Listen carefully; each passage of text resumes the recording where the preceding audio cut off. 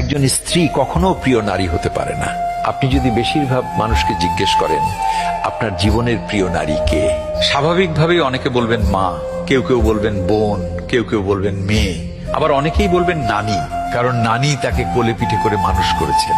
কিন্তু আমি ভীষণ অবাক হই, এমন একজন মানুষও নেই যিনি বলবেন আমার জীবনের প্রিয় নারী আমার স্ত্রী। আসলে বাঙালিদের সমস্যাটা হলো স্ত্রীকে ভালোবাসি বললে মান সম্মান কমে যায়, স্ত্রীর কাছে ছোট হতে হয়, লোকে বউ পাগল বলবে, আবার অন্যান্য পুরুষের কাছে নিজের পৌরুষত্বটা একটু কমে যায়। আচ্ছা, এমন একজন পুরুষও কি নেই যার অসুস্থতার সময় তার স্ত্রী হাসপাতালের বেডের পাশে নির্ঘুম রাত কাটিয়েছে, কিংবা বাবার বাড়ির বিলাসবহুল বাড়ি ছেড়ে একসাথে জীবন যুদ্ধটা করবে বলে অল্প বেতনের ছেলেটার হাত ধরে বাড়ি ছেড়েছে? শ্বশুর বাড়ির ঝাল তরকারি খেতে না পারলেও বাবার বাড়ি থেকে ফোন এলে ঠিকই বলেছে আমি খুব ভালো আছি। নাকি মায়ের হাতের রান্না, নিজের প্রিয় বিছানা, কিংবা ছোট থেকে বড় হয়ে ওঠা যেই বাড়িতে, সেই বাড়ি ছেড়ে আসাটা এতটাই সহজ? তাই একজন বউ কখনো প্রিয় নারী হতে পারে না, তার সেই যোগ্যতাই নেই।